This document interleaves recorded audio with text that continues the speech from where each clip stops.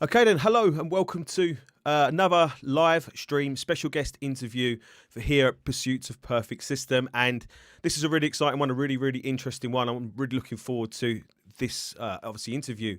And get involved if you're watching this live. Get involved. There's a chat section of the video. Get involved. Maybe ask any questions that you've got as part of the video, and I'll do my best to ask those at the end of the interview. And if you use the super chat option, then you're guaranteed or more guaranteed to get your question obviously asked. So in this video, I'm joined by the special guest, Matt. Here he is, Matt Bartlett, who is Managing Director of Chord Electronics. First and foremost, Matt, thanks very much for coming on and joining me. I really appreciate it. No, thank you. No, I hope it'll be an interesting and a good opportunity to talk to everyone. So yes, welcome everyone. Let's see what we can chat about today. Well, Matt, just recently you was appointed as Managing Director of Chord Electronics, which is, you know, a pretty huge achievement from a career point of view. So first and foremost, congratulations on that appointment. Thank you. Has that changed your life? Yeah. In some ways, yes. Sorry. In some ways, yes. In some ways, no. So we'll probably touch on it a little bit more in a minute. But yes, I mean, I was incredibly pleased and also humbled to when John Franks decided to make me managing director. It really is kind of a summary of a lifetime's achievement almost for me. I've been involved with Chord Electronics since I was 15 years old. So, you know, for the last 30 years, Chord Electronics has been part of my life in some way or another. So it's, you know, you work your way through a company all the way to the top. I think that's, you know, really great achievement. But at the same time, you know, it's something you never expect. And for me, yeah, I was really touched that, you know, John decided to grant me that position. So yes, yeah, really good. Let's quickly put us both on the screen together, Matt, so we can obviously have a conversation in the chat. So, I mean, obviously that was going to be one of the first questions I was going to ask you about in terms of, you know, your history with Chord Electronics. So a hell of a long time you've worked for them. I assumed, well, I know you haven't always been managing director, so you must have worked in different roles throughout that time. So I suppose the first question is, you know, why the hi-fi industry? Why Chord Electronics, you know, all those years ago? And what roles have you worked in within the company?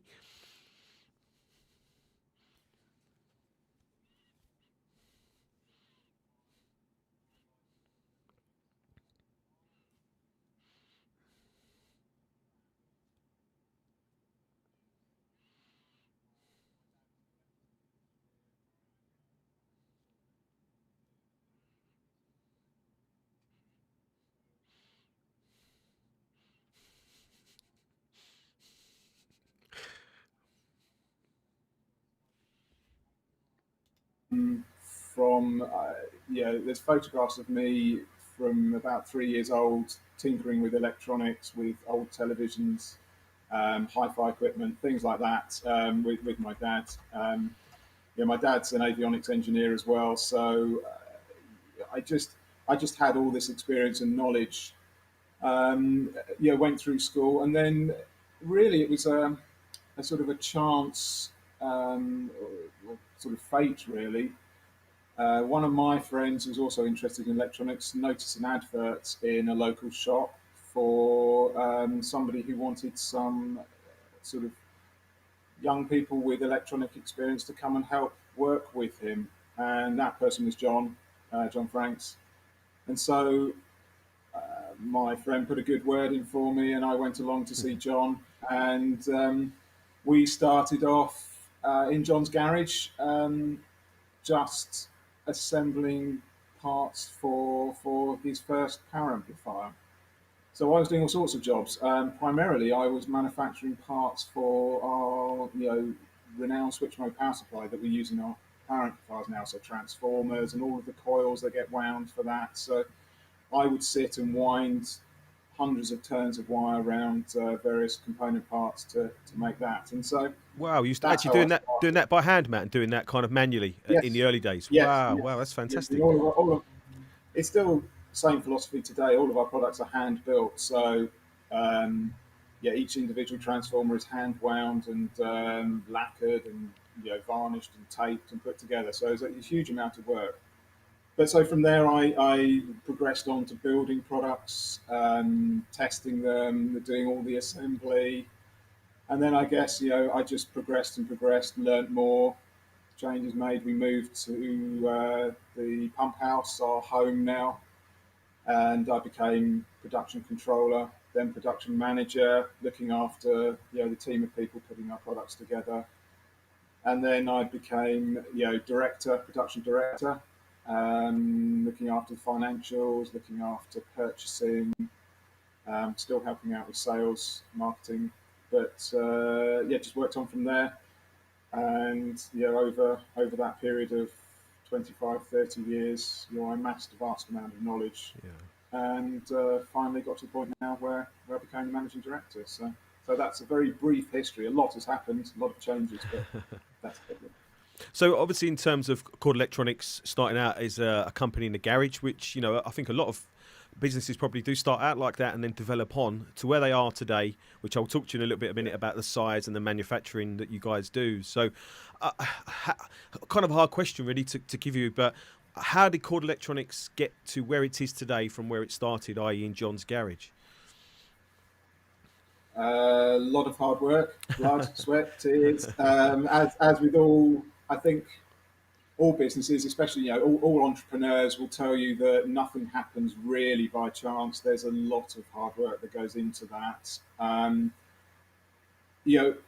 We've been lucky. We've had John, who is a visionary when it comes to product styling, product design, and his sort of unique switch mode power supply technology, which has really accelerated the business into growth.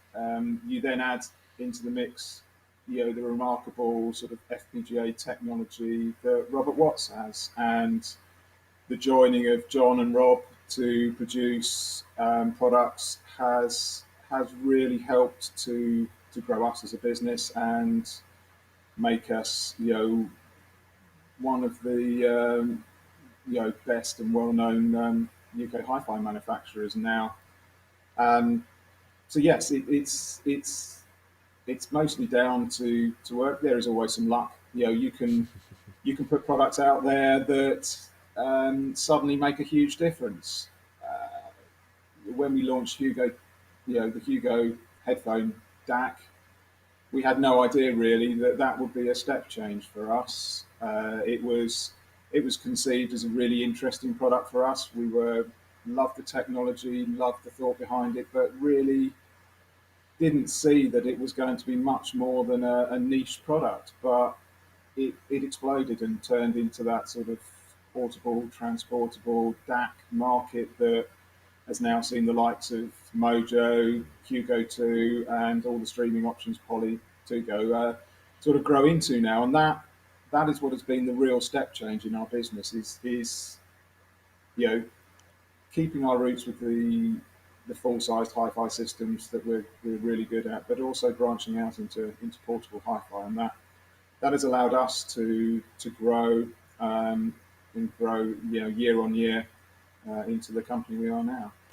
Well, I'm not sure if anybody would have predicted that side of the market being so big and impactful. I think in general for portable audio, people wanting higher quality audio on the go. I'm not sure anybody would have predicted that, but I know that's been a huge thing for a lot of companies.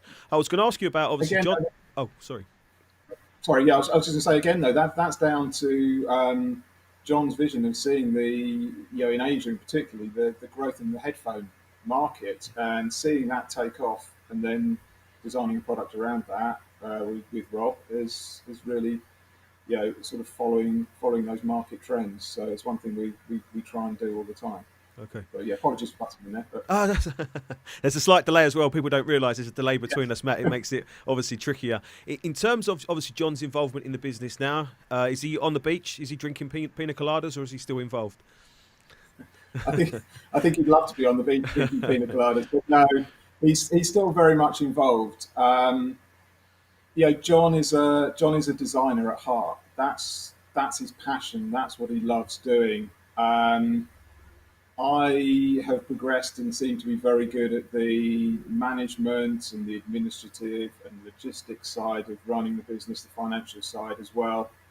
And part of me becoming managing director was to leave all the day-to-day running of the business to me, um, and all of the difficult, horrible tasks that you have to do as a managing director, to allow John to go off and really just carry on his passion of designing. So he'll still be the brand ambassador. He'll still visit all of our distributors, go to shows, but primarily he'll just be working on new products, and it gives him the time and the thinking space to do that. So that's, yes, John is still you know fully involved in the business. Speak to him every day. We work together hand in hand all the time. So it's just he's decided to take on sort of the CEO role, I suppose, rather than just the managing director. So In terms of John's background being, I think it's avionics, electronics, is that correct? yes, yes, that's So right. has that had an influence, do you think, on the products that Chord have manufactured and designed over the years? Definitely, definitely. It's John's the avionics background has allowed John to build products that have lots of technical innovation, but most importantly, they're reliable and well built.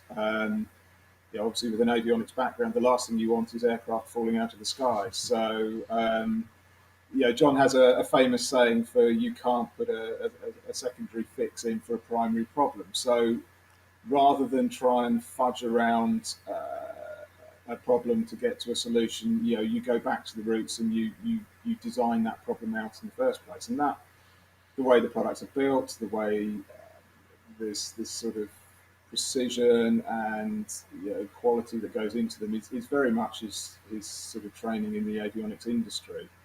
The way the wiring is laid, everything to do with it is based on that.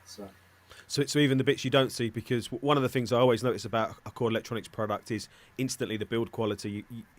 It just feels premium. It always feels solid, and it always feels like attentions to details have been paid. Even in that instance, you pick it up, you hold it, how it feels, and they always feel just quality manufactured. In terms of that, obviously, I think the hi-fi manufacturing marketplace or manufacturing place has changed over the decades, like a lot of manufacturing industries, with some British companies now being either owned by overseas businesses or manufacturing overseas. Obviously, in terms of Chord Electronics manufacturing, is obviously you're a British manufacturer and you're proud of that, but is Yeah, literally everything manufactured here in the UK? yeah, yes, it is. Yes, Oh I mean wow. that's I think that's one thing that separates us from a lot of other companies is that John Franks is still the owner. We are still wholly, British owned. There is no other company, corporation that owns Chord Electronics. John Franks is the owner. It's still a British business through and through. And everything we do is manufactured as locally as we can. I mean, clearly components come from all over the world, but the actual assembly and the design processes, they're all within the UK. And I mean, there's a very good reason for that, is that it's much easier to jump in the car, drive down the road when there's a problem with the supplier and go and talk to them about it than it is to fly for, say, 15 hours to Asia to go and see, a company there. And all of the logistics and problems you have with trying to deal with that sort of relationship. So we've kept everything in the UK. We've kept everything local to we hope make a better product. And has any of that been affected at all by the COVID-19 lockdowns and all the issues and problems of the last few Yes, months? yes, yes. I mean, I'd say the last 3 months have probably been the most challenging of my career with Chord, as it has for many people. I mean, we're very lucky. We're a very flexible business, and we've been able to manage the situation as it unfolds and deal with it. But yes, lots of our suppliers have closed. that's led to problems. Luckily, we have multiple suppliers for a lot of things, and we've been able to call in a lot of favours because we've worked with them for so long. So they've had people able to go in and do work for us when perhaps we wouldn't have had that from somewhere else. But I think the only thing it's really done is delay things, and that's unfortunate. But I hope that our customers understand that this is an unprecedented time for everyone. So some delays here and there just to keep people safe is an inevitability, and that's important. To be honest, mate, I think that's a minimum expectation of a slight delay. Yes. Obviously, still being able to get your hands on, high-end hi-fi Yes. electronics over the last couple of months has been, I think, testament to the industry, testament to the dealers shifting to Yeah. becoming more online retailers, and I suppose the drive and passion from everybody to, wanting to listen to great sounding music while they've been kind of at home off work or similar. So, Yeah, I think some people have. It's actually helped in some respects because people have been trapped at home and suddenly they've found a love of music again. So despite all the horrible things going on, there are a few positives that come out of it. So been really interesting time. But of course, thoughts always go out to people who have had the illness or lost people, and especially all the hard-working frontline staff. yeah, of course. That's really close to me. So they're the real heroes in all of this. So. Matt, well said, actually. Thanks for bringing it up. Well said. Looking back at obviously some of Chord Electronics' past and their history, am I right in thinking that the company started by making professional amplifiers for the BBC? I'm sure that's kind of a famous story for Chord Electronics. But obviously all these years or decades later, is there any pro audio manufacturing still going on? I don't know, in mixing or mastering studios or anything of that sort? Yes, it's perhaps not well known about us. Really, because we don't shout about it. Actually, we're very humble, very sort of quiet about it. But yes, I mean, Chord Electronics. John sort of had been working away for quite a long time on his amplifier, and really the big break came when he was selected by the BBC for their the near field monitoring amplification, and I think they've been searching for amplifiers for a very long time, for years, and sort of John's amplifier got dropped in at the last minute, and they chose that over everything else. So real accolade to John, and that's what gave John the impetus to quit his very successful job in the avionics industry and start up Chord Electronics as a full time business. So that's where we started from the BBC, other mastering studios, Abbey Road, for instance, Sony Music, EMI. They took the amplifiers on board, and we're still in there today. We're still doing that. Admittedly, our consumer product range has taken all our attention and focus for quite some years now. But last year we made a conscious decision to tackle the pro industry again, and we've always been really well regarded in that industry, but it's all been word of mouth. So we did things like we attended the very large NAM musicians pro show last year, and again this year, and we're redeveloping our pro range of products to try and kickstart that market again, and put some new technologies into the pro marketplace. But the same studios still have our product. We're in many studios that people wouldn't really know, and the amplifiers are hidden away, so you don't really get to see them. But there are hundreds, if not thousands, of recording artists that actually use chord amplification that you never get to hear about. So we have that sort of accolade as well. Okay, obviously coming back to probably what most people are here to find out more about is consumer, home, domestic, hi-fi solutions.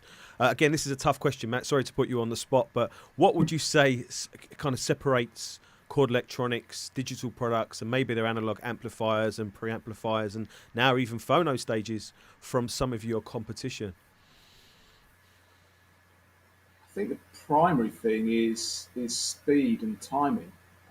In terms of the digital products, if anyone's listened to Rob Watts talks, you know he'll always go on about the timing of the transients, and a lot of very complicated stuff as well. But essentially, if you can recreate those transients and recreate the timing in the music, then that is the key to everything. That gives you that live, lifelike reproduction of the music. Yeah, that's the key thing. I think that's the most important point. And yeah, with the analog amplification, it's very similar. It's speed. It's making sure that when someone hits a very large bass drum, say in an orchestra, your amplifier is able to respond to that and move those bass drivers efficiently and in time with the music, and there isn't a delay or there isn't enough power to give you that drive you need for your loudspeakers. So they're really the key points with what sets our technology apart. The reasons behind that, I could go on for hours, but we have our own power supply technology, which gives you the power, the speed, the current, the drive that's there instantaneously to drive those loudspeakers. And Rob's years of working with his FPGA and WTA filters, really do something that nobody else does. It's not easy. That's why other people don't do it. It's very challenging. It takes a lot of effort. It takes years, and it's not cheap to do. It's expensive technique, um, which works in the high end audio industry, but it is always challenging to do that. So I think they're the two key points I'd like, certainly to put out there. So the hi-fi industry, there are a lot of technologies which have been around for decades. Amplifier technology, obviously, digital's moving along.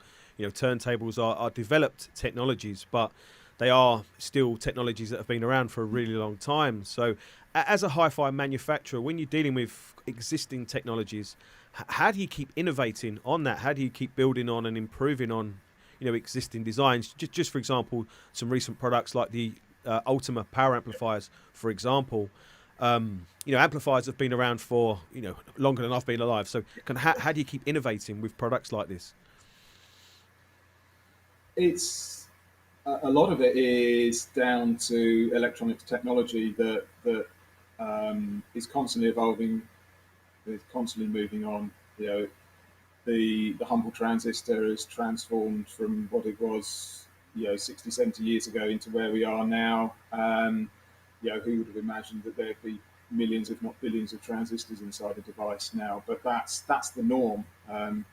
Your mobile phone has more technology in it than supercomputers of 10, 20, 30 years ago. It's staggering, the change. There's Moore's law of how transistors change and how they're used more and more.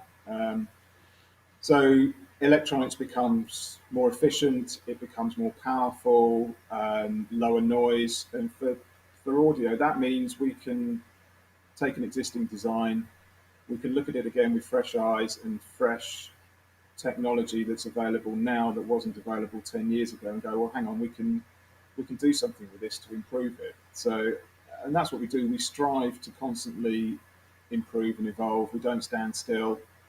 And yeah,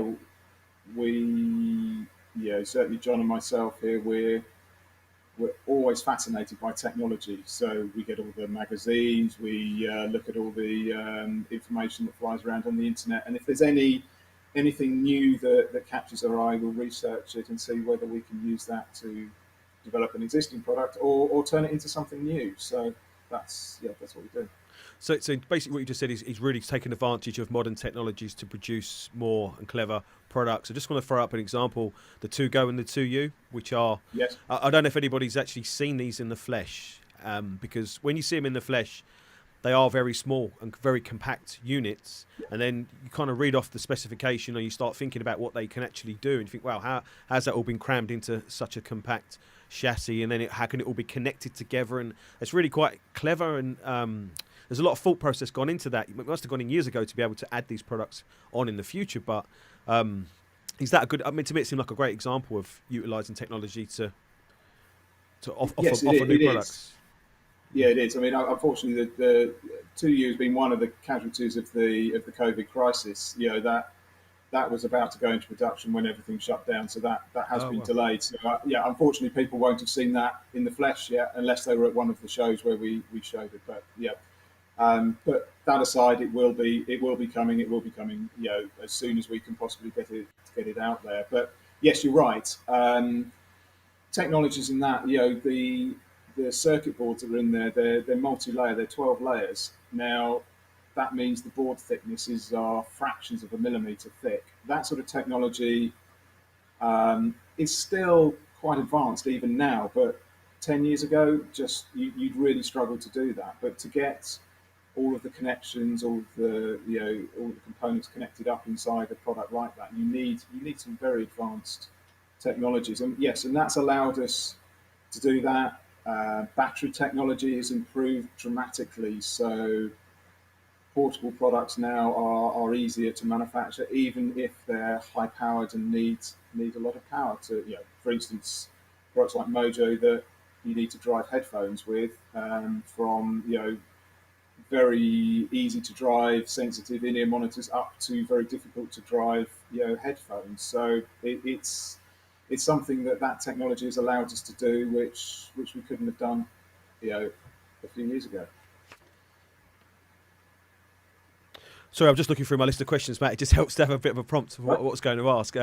Obviously, so for people that haven't seen the 2U yet, that's obviously coming soon. Then obviously it's been released, but obviously COVID-19 changed Yeah. everything. So that's Yeah. something for people to get excited about. Um, Again, to put you on the spot, is there anything else that you can tell us that might be coming that's new? Because Chord have released loads of new products in the last, since I've been doing Pursuit of Perfect System the last 2.5 years. So you kind of almost expect more. We're greedy. Audiophiles are naturally greedy. So is there anything else you can tell us that we can maybe get a little bit excited about?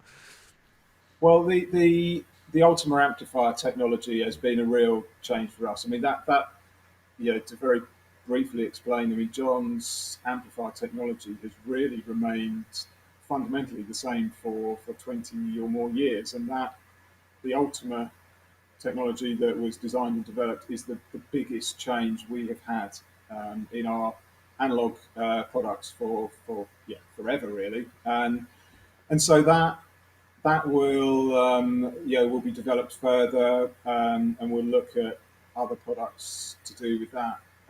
I can't give any specifics out, so there's only teasers. But I mean, I think, to be honest, we're going to take a sort of just a little breather for a few months, because the world has changed over the past 3 months, and we need to sit and reflect and think about what that's done, what challenges that will put out there, and see what the market actually needs or wants. As we head into autumn and winter, we're in a extremely lucky position that we have great products already. We were lucky enough to launch a lot of new products, so there's no rush or panic to do anything, and we'd rather wait and do things properly than just keep filling the market with new products. So that's where we are at the moment. Yes, there'll be more products. There'll be exciting things coming along. I'm sure all of your all the customers and everyone watching this will know the sort of things that Rob likes to work on. So there'll be exciting digital things. There'll be more exciting analog products. So yeah, just watch this space, really. Excellent. Again, sorry to put you on the spot, Matt, but you have to ask these questions when you get the opportunity to. So, Of course. any scoop's a scoop. So, Yeah. obviously, one of the things that's impressed me the most, I think, about Chord Electronics now as a company is the fact they offer pretty much a product for everybody, and by that I mean price point, and as you mentioned at the start, portable audio and home hi-fi audio. I remember when long before I started Pursuit of Perfect System, Chord Electronics was a very aspirational brand, making very high-end products, which for a lot of people are unattainable. So what I think one of the greatest things I've seen from the company is start to offer things that are more affordable for people, something like the Mojo, for example, which is a couple of £100, really fantastic, but also multi-purpose. People can use it on the go, or they can use it obviously in their hi-fi systems. So I was just kind of leading on to a question, really. If this was being, or if you were speaking to, a newbie, a beginner, someone who's just started their audiophile journey, maybe what I suppose you could recommend Chord Electronics, that product. Let me ask the question again. Maybe you can recommend some Chord Electronics products for them to start with, or what would be your overall advice to someone starting out as starting their audiophile journey? I think it I think the first thing they've got to decide is where they do most of their listening. So, uh, is it whilst they're on their commute to work? Is it while they're in the office? Is it at home? And once they've got that sort of idea of where they want to do most of their listening, then that sets the direction of the hi-fi system you want to look at. For commute, you'd obviously want to look at a portable system, and there's you then want to look at what source you're using. Are you using a phone? Are you using a DAP? Are you using something else that your laptop or something like that? So that all gears to what sort of system you want. If you know if you're lucky enough to be able to invest in high-end hi-fi system at home, then that's fantastic. Then really, again, it just depends on factors like the room size, what sort of you know volume levels you want, power levels, things like that. So I mean, for us, yes, we have a great range of products, so we suit everything from the lower end up to the extreme high end. So the world is your oyster in terms of chord products. Our TT system is a great middle of the range system. You can start with Hugo TT2 as a DAC with headphone listening. You can add the Toby power amplifier if you want to add loudspeakers. You can upgrade it by adding M scaler. So it's a really flexible system. The same applies to our choral system a little bit further up the range. So we try to make it so you can start off small and then build on your system. So you don't have to go all in at once. You can start and then build that system up. So I think that's very important to us. Really, we just want people to enjoy music. So that's at the heart of this. If you enjoy your music, then that's fantastic. Because some of the questions that have come in, and some of the things that I've said in videos over the period of time kind of doing this, is that obviously Chord Electronics DACs like the TT2, for example, are kind of multi-purpose products. Yes. And I just did a review video for the TT2 saying that it's the epitome of a modern hi-fi component. It has to do at least 4 things. It seems Yes. like there's a lot of hi-fi components that do 4 as a minimum, or 4 or more, and that was kind of like an underlying, in a way, a joke of that video, but it's not a joke. It's obviously a serious message. So people ask kind of with the DACs, for example, like the TT2, if they kind of just want the DAC aspect, and yet obviously it comes with a headphone amplifier and a preamplifier, and it can do Bluetooth connectivity and stuff as well. Is there like a business decision for that, or is there a function decision made to make the products multi-purpose like that? I think there's yes, in the design phase, there's certainly a thought process. It's actually very difficult because you can have all the bells and whistles on the product. You can keep throwing more and more into it, and at some point, you have to step back and actually go, well, this is not, making it better. It's actually making it more confusing. So sometimes we strip functionality out because it doesn't really aid anything to the listener. It just adds a layer of confusion. Sometimes there are technical reasons. I'm sure a lot of people wonder why we don't just put M scaler in the same box as a DAC. Now, there's reasons for that. You get noise on the ground plane, and the two products interact with each other in a bad way that you can't do in one box. So that's hence the reason they're in 2 separate boxes. So yeah, there is lots of thought goes into it. There isn't always a right answer, but we do what we feel is the best for that product, based on experience and based on customer feedback in the past. So. Obviously, again, you don't have to answer this one, Matt, if you don't want to. But are there any plans to do to maybe, for example, either the Dave or the TT2, what the Qtist did to the Hugo, if I've got that correctly, i.e., kind of stripped out just the DAC aspect, put it in a lovely kind of self-enclosed enclosure. So don't answer. You don't have to answer that, Matt. I just wondered if there was any demand. Well, I know there's some demand, but there's not necessarily loads of demand. So it's. I think from what we see, the Q test serves a sort of a purpose, and it fits into this sort of desire for a product like that. But once you start to go above that, people do want to have the option to plug their headphones in.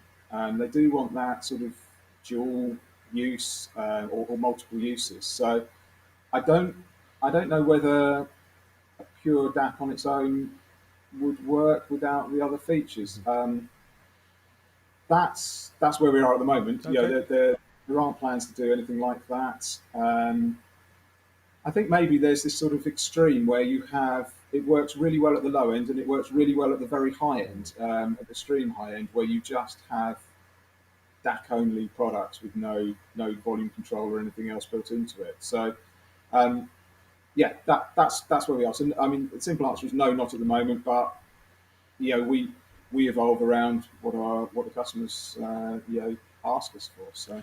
Because it's very interesting, because until I'd had some time with Chord Electronics DAC preamplifier, I don't think I would have ever thought to use a preamplifier from a DAC, because I would have always thought it was worse performance than using a dedicated preamplifier. But it's not. It's generally not. You can get outstanding results from using the TT2, for example, as a DAC and a preamplifier.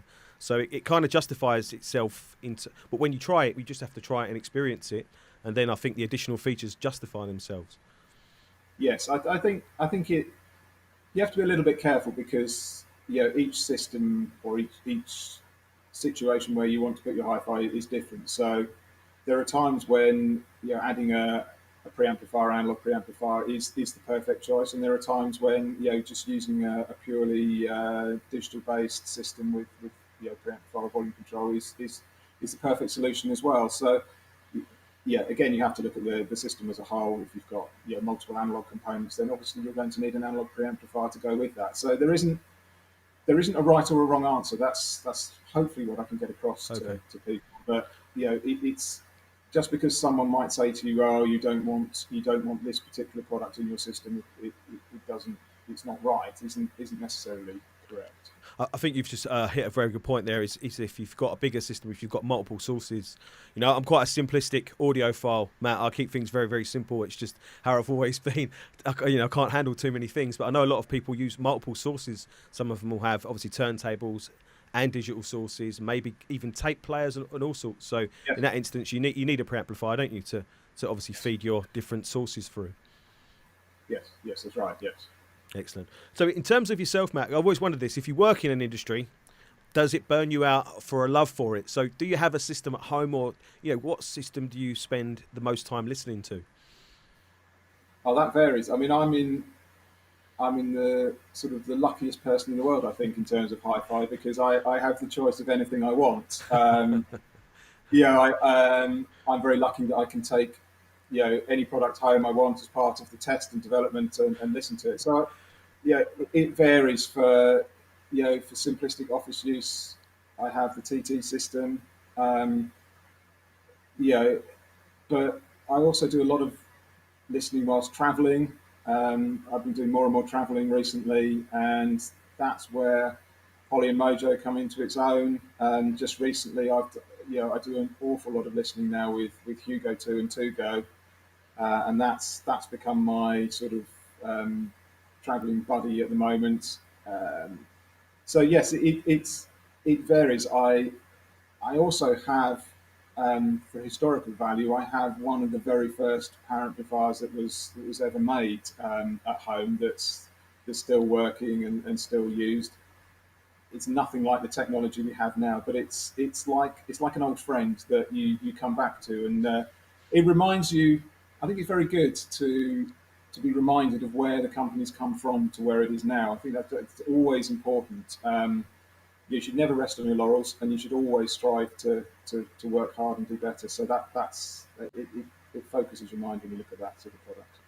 Actually, just reminded me of a question I meant to ask you, obviously, a while ago, Matt, earlier in the chat, that, again, this is probably going to put you on the spot, because Chord Electronics have manufactured and made some really outstanding products, both technically, visually, and I assume business success-wise. But I just wondered, because you've been with the company for so long, is there any one product that you would say that you're most proud of? So, personally, if we're talking about me personally, Yeah. products that I've been involved in, then there was sort of two answers to that. Very early days, there were some very early digital products and some DAC products that I designed before Rob Watts got involved with his amazing technology. And at the time, I was really proud to see one of my products as the first product that got out there. Got into magazines, got reviewed, and when you're young, when you're starting out, seeing that is amazing. It really is, to see something gone from being designed on a piece of paper to a fully finished product that people are buying and they're enjoying is incredible. But recently, taking John's phonostage design and developing that into Huey, the work I was involved with has been really exciting for me, and that at the moment is one of the products I'm really proud of, and the feedback we've got from that small Q-test style Huey phonostage product is been really good. But as a company, I'm always proud of our products. We don't put products out there that we don't stand behind. I'm always proud to stand in front of a room full of people at shows and see the response we get. It's really fantastic. Well, I think that harps back to what we discussed earlier about kind of build quality, manufacturing in-house, using local suppliers for products. It's just, I suppose, you stand behind a product that you believe in because you've been involved with it, you've seen it go through, and you've seen all the stages of the manufacturing process. I mean, obviously, again, the question I meant to ask before was, how big is the Chord Electronics team nowadays? We're still relatively small, I think, for what we achieve. We are a team of 30 people, so 30. So it's not a huge company. It's roughly split half and half between production and everything else: sales, marketing, administration. So 15 people in production producing what we do is really stunning. Obviously we use subcontract manufacture as well to help us with like board level manufacture, but still everything is hand assembled by us. So by a small dedicated team who love what they do and they're passionate about the products. There's always a chance that things go wrong, but people take it really personally because every one of the products that gets shipped out is like one of our children, I suppose, is the best way of describing it. And that when something's not right, it does hurt, and we take it. We really passionate about trying to do the best we can. I'm just obviously trying to look through the questions, Matt, just to see. I was going to say we can move on to viewers' questions, but to be honest, it's mostly been a viewer's request, such as Don Payne. He wants a Chord Dave, so that's not really a question. It's more of a request, but obviously by the sounds of things saving up for it. And there's just requests that what I'm taking from that is there's obviously a lot of people watching this video that are using your products. I've been using obviously Chord products now for a couple of years. I've tried to use as many as I can to try and experience as much of it as I can. There's still a lot that you make that I haven't seen yet. So after we finish, you can send it all through if you want. You send the big Ultimas through, Matt, if you'd like to. So so just looking through. So what I'll probably say is, Matt, is that I can't really see any kind of standout questions that are ones that we can ask. So so I'll just say, look, thanks very much for coming on this live stream. I know we had a few issues, didn't we, before it started? So and there was a little bit of a sound issue, but that was my fault, nobody else's. So I apologise for that earlier on. Is there anything that you can maybe leave the video with or end with, or anything you'd like to say to customers about any delays because of COVID-19, or any message you'd just like to put out to people? Well, I mean, I've already mentioned, I think, that I think as a country we should be proud of what we do, what we've done, how we've handled you know, this crisis. I'm not going to talk politics here, but just the people on the ground who've been dealing with this. I think that shows what a great country we are, and all the different communities, all the different people that get together to do things is truly amazing. From hi-fi, I think the one thing I'd like to put out there is sometimes people get very fixated with this hobby and with this industry, and you should really just enjoy your music. That's the most important thing. Um, if you put something in your system that allows you to enjoy your music more than it did before, then that's great, and that's what you should strive to do. There, it can be a very scary, it can be a very frightening industry. So, with lots of people looking at so many different products, but choose something that you know makes your music sound better. And I hope that Chord Electronics doing what we do can allow customers to do that. You know, have a listen to what we do. Hopefully you enjoy it. Hopefully it will make your music listening experience better, and you'll end up buying something. So I think that's what I'd like to leave it on. Well, just actually one more thing, Matt, because it popped into my mind, because we're very lucky here in the UK, because you are a UK business. What I was going to say is that dealers are opening back up on opened Monday, obviously, of this week. Yes. So dealers are opening again, so people can go out and get a demo and start to hear, obviously, the Chord Electronics product range that you guys sell. And we've got a fantastic kind of dealer network in the UK for Chord Electronics products. But people watch these videos literally from all over the world. So in terms of other countries that you guys supply to, US, Eastern Europe, kind of how big is the network or the spread or the dealer network around the world, please? Oh, it's huge. It's huge. I mean, we sell into so many different countries. Probably, all of the major countries we have some form of representation in. Each country has been affected differently by the crisis, but overall, the distributors and the dealers are all doing the best job they can, an amazing job to try and get customers information they need, get customers demonstration products so they can still audition at home, and they're working really hard. So I think for us, we're in a good position despite everything. But the dealers do a lot of hard work as well, and obviously been very sorry for how things have panned out for people on the high street just recently, and I really hope that they can get back up and running again as quickly as possible. But we've been doing what we can to help them with direct shipping out to customers, so you don't have to go in store, and I think that's kept everything going. So I hope the next 3 months will be a turnaround, and we'll start to see things get back to normal. Excellent. Well, I hope so. Hopefully, it seems like the hi-fi industry's been doing pretty well considering. But hopefully, things kick on and things obviously continue to grow, and shows will start up again hopefully next year, and then things hopefully return back to normal, and we can all put this behind us and not all concentrate on the future, which should be very bright considering the kind of information that feeds through to myself. So, Matt, again, thanks very much for coming on this live stream video. I really appreciate it. Thank you. Maybe you can come on again in the future if when new products come out. Maybe you can come back on and we can do another one. Okay. Yeah, I'd love to. I mean, it's been really good. Thank you for inviting me on. I mean, I hope it's been a small insight into what I do and to a bit of the background of Chord Electronics. So thank you for inviting me. I'd love to do something again when the next get a chance. Excellent. Excellent. Thanks very much. Thank you, Matt. Thank you.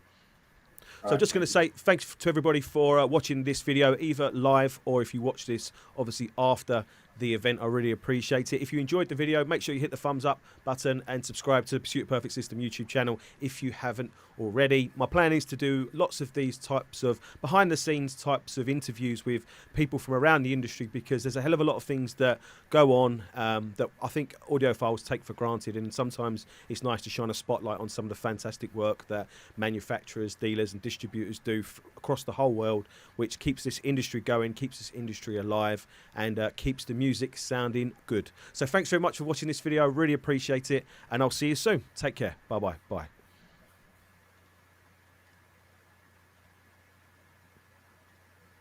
Cool. That's finished, Matt. Thanks very much. Thank you.